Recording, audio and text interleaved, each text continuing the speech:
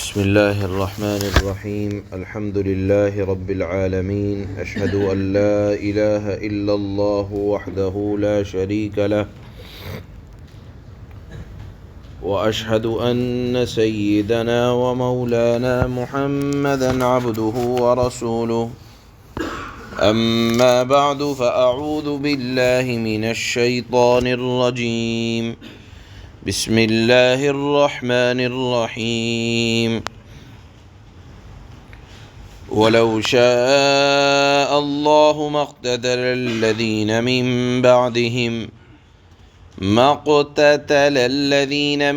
بعدهم من بعد ما جاءتهم البينات ولكن اختلفوا فمنهم من آمن ومنهم من كفر ولو شاء الله ما اقتتلوا ولكن الله يفعل ما يريد صدق الله مولانا العلي العظيم۔ آیت کے اس حصے میں اللہ پاک نے ایک اعتراض کو ختم کیا ہے۔ اعتراض یہ ہے کہ ذہن میں یہ بات آتی ہے کہ اتنے انبیاء آئے، اتنے رسول آئے اور ان کے ماننے والے، اللہ نے سب اتنی محنتیں ہوئیں پیغمبروں کی طرف سے، تو اللہ نے سب کو ایک ہی دین پر کیوں نہیں لا کر مجبور کر دیا کہ سب لوگ اطاعت ہی کریں، آپس میں لڑائی جھگڑا ہی نہ رہے، سب لوگ مومن ہی بن کر کیوں نہ جئیں۔ مثال کے طور پر اللہ نے ایمان کی فضیلتیں بیان فرمائی تو کیوں نہ ساری دنیا مومن ہی بن جائے، باہم قتل و قتال نہ رہے، سب اپنے نبی کی تعلیمات پر قائم رہیں، جب کہ سب کے سامنے حق واضح ہو گیا تو اللہ نے ارشاد فرمایا کہ اللہ نے دین کے اندر ایمان لانے پر کسی کو مجبور نہیں کیا، اور آگے آیت بھی آ رہی ہے لا اکراہ فی الدین، دین کے اندر کسی کو مجبور نہیں کیا جائے گا۔ مثال کے طور پر آپ دیکھتے ہیں کتنی چیزیں ہیں جو اپنی حیت کے اعتبار سے مجبور ہیں کہ ان کو یہی کرنا ہے۔ آپ دیکھیں درخت کھڑا ہے بس وہ کھڑا ہی رہے گا، آپ دیکھیں فرشتے مجبور محض ہیں کہ اب وہ اطاعت میں ہیں تو بس اطاعت ہی میں رہیں گے، جانوروں کا ایک کام ہے بس وہ اسی کام میں رہیں گے، لیکن اللہ نے انسان کو عقل دی، سوچنے سمجھنے کی صلاحیت دی، تو اللہ نے انسان کو مجبور نہیں کیا کہ تمہیں بس یہی کام کرنا ہے، بلکہ عقل دی اور اپنی مرضی دی، اور ارشاد فرمایا کہ دنیا میں اللہ نے تمہیں اب امتحان کے لیے بھیجا ہے، اگر اب اللہ سب کو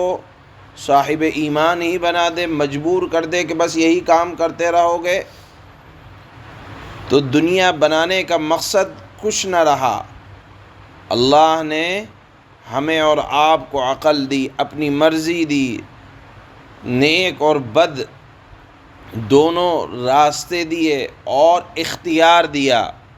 کہ اب تم اپنے اختیار سے جو چاہو اس راستے کو اختیار کرو،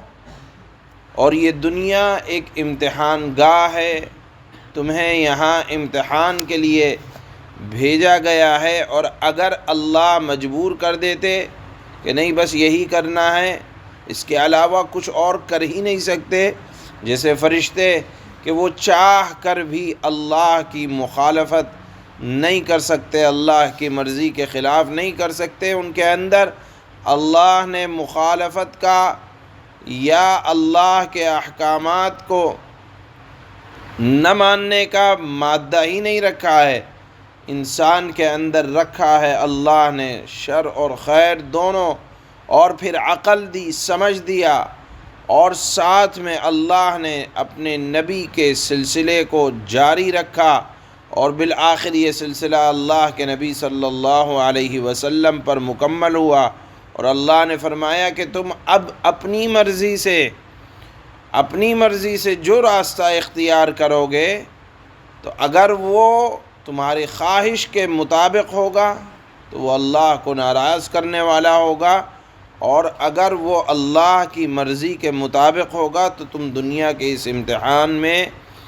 کامیاب ہوگے۔ تو اللہ نے یہاں فرمایا کہ دیکھو، اللہ اگر چاہتا تو سب کو مجبور کر دیتا کہ نہیں بس یہی کرو گے، تو کوئی لڑائی جھگڑا نہ ہوتا، لیکن اللہ کی مرضی کچھ اور تھی، دنیا بنانا تھی، اور اللہ قادر ہیں، حکیم ہیں، اپنے فیصلوں کی باریکیوں کو جانتے ہیں، اور اللہ کے فیصلے کے خلاف کسی کی مجال نہیں کہ کوئی یہ کہہ سکے کہ اللہ نے دنیا ہی کیوں بنائی، انسان کو یہ اختیار ہی کیوں دیا۔ اللہ کی مرضی، اور اللہ اپنے فیصلے کو بخوبی جانتے ہیں کہ اللہ کا یہ فیصلہ کیوں ہوا۔ بہرحال کہیں نہ کہیں بات آ کر لوٹتی بھی ہے تقدیر کی طرف، تو اس سلسلے میں یہ بات یاد رکھنی چاہیے کہ میری اور آپ کی عقل یہاں تک نہیں پہنچ سکتی، عقل کا جو مدار ہے وہ آ کر وہاں ختم ہو جاتا ہے کہ انسان کے عقل کی رسائی تقدیر تک ناممکن ہے۔ اسی وجہ سے اللہ کے نبی صلی اللہ علیہ وسلم نے اس سلسلے میں بہت زیادہ گفتگو کرنے سے منع فرمایا۔ ایک روایت ہے ابن ماجہ کی، حضرت عائشہ صدیقہ رضی اللہ تعالی عنہا فرماتی ہیں کہ اللہ کے نبی نے فرمایا، میں نے خود سنا۔ حضرت عائشہ فرماتی ہیں کہ اللہ کے نبی صلی اللہ علیہ وسلم فرما رہے ہیں، جس نے تقدیر کے معاملے میں کچھ گفتگو فرمائی کی، اس سے اللہ قیامت کے دن پوچھیں گے، سوال کریں گے، اور جس نے تقدیر کے سلسلے میں کوئی بات نہ کہی تو اس سے سوال نہ ہوگا کہ اللہ نے ایسا کیوں کیا، ایسا کیوں نہیں کیا۔ آپ خدا نہیں ہیں، اللہ ہے، وہ اپنے فیصلوں کا مالک ہے، جو چاہتا ہے کرتا ہے۔ آپ کو اللہ نے انسان بنا کر بھیجا، شر اور خیر دونوں کے راستے سمجھا دیے، اور فرما دیا کہ تم اپنی مرضی سے کرو گے جو کچھ کرو گے، اور اگر اپنی مرضی سے غلط، اللہ نے تمہیں مجبور نہیں کیا، عقل دی، سمجھ دی، اور اس کے بعد جو تم فیصلہ کرو گے وہ تمہارا اپنا فیصلہ ہوگا۔ اللہ نے تمہیں تمہارے اس فیصلے میں مجبور نہیں کیا ہے۔ بہرحال یہ مضمون اللہ نے آج کی آیت کے اس حصے میں بیان فرمایا کہ اللہ نے کسی کو بھی مجبور نہیں کیا کہ وہ یہ کام کرے، اور دین کے اندر کسی بھی سلسلے میں اجبار نہیں ہے، زبردستی نہیں ہے کہ آپ زبردستی لا کر سب کو ایمان میں داخل کریں۔ ہاں، ایمان کا تعارف کرائیں گے، اس کی فضیلتیں بیان کریں گے اور اس کی خوبیاں بتائیں گے، لیکن زبردستی آپ کسی کو مجبور نہیں کریں گے، اس لیے کہ اللہ نے کسی کو مجبور نہیں کیا بلکہ اس کی خوبیاں ضرور بیان کی ہیں۔ اللہ فرماتے ہیں، وَلَوْ شَاءَ اللَّهُ مَا اقْتَتَلَ الَّذِينَ مِن بَعْدِ مَا جَاءَتْهُمُ الْبَيِّنَاتُ وَلَكِنِ اخْتَلَفُوا فَمِنْهُمْ مَنْ آمَنَ وَمِنْهُمْ مَنْ كَفَرَ وَلَوْ شَاءَ اللَّهُ مَا اقْتَتَلُوا وَلَكِنَّ اللَّهَ يَفْعَلُ مَا يُرِيدُ۔ اور اگر اللہ چاہتا تو ان کے بعد والے لوگ